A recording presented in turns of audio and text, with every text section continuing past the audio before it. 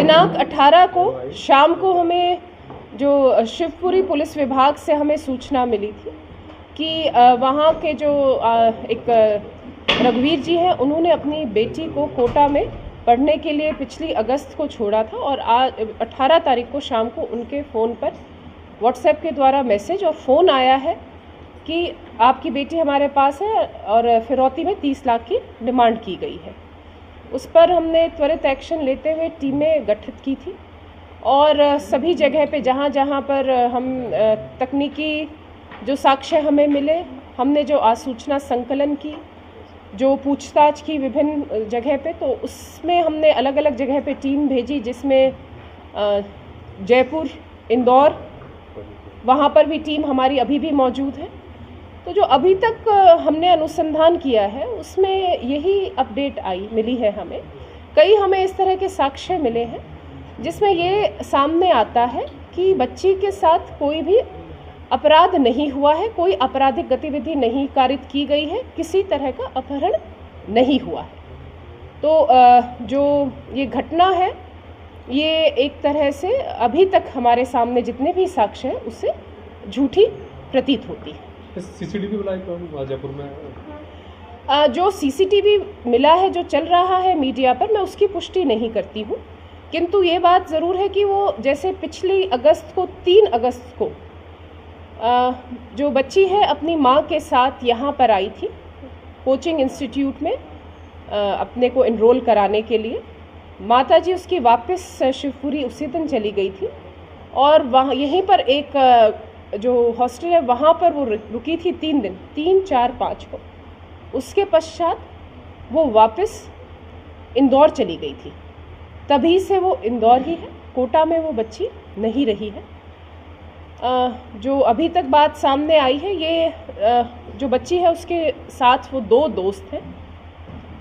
उनमें से जो एक दोस्त है वो हमें इंदौर में मिल गए हैं और उन्होंने जो अभी तक घटना बताई है वो यही बताई है कि बच्चे जो है मतलब ये जो बच्ची है और उसके साथ जो मित्र हैं वो दोनों दूसरी विदेश में जाना चाह रहे थे। उनका यहाँ पर उनको लग रहा था पढ़ाई वो नहीं कर पाएंगे, इसके लिए उन्हें पैसों की ज़रूरत थी, इसीलिए उन्होंने ये अपने माता पिता से पैसे मांगे।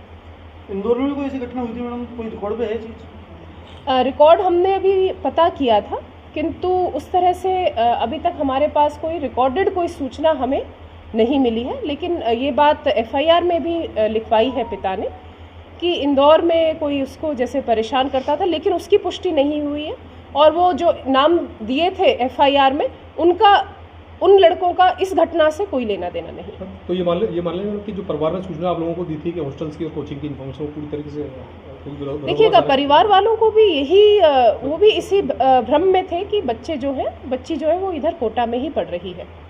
तो मेरा आप सभी लोगों के माध्यम से अगर मेरी आवाज़ उन बच्चों तक पहुंच रही है, जो एक बच्ची और उसके साथ जो साथ में दोस्त है, कि हम भी परेशान हो रहे हैं, परिवार वाले भी बहुत परेशान हो रहे हैं और आप सकुशल हैं, इस चीज़ की हमें बहुत एक रिलीफ है।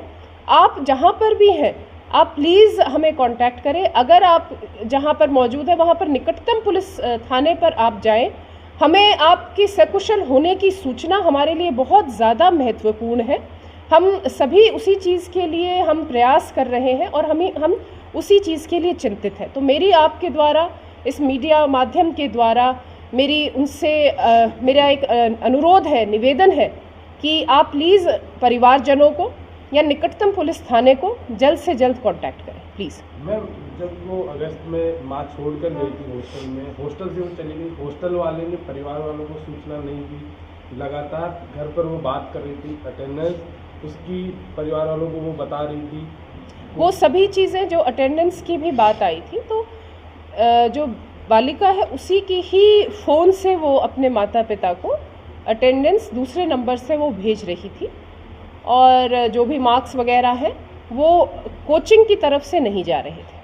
मैडम, ये किन के ऐसे कौन से पॉइंट हैं जिससे ये साबित हो रहा है कि ये झूठी उन्होंने कहानी बनगढ़ंत बनाई है? क्या क्या ऐसे पॉइंट पुलिस को मिले?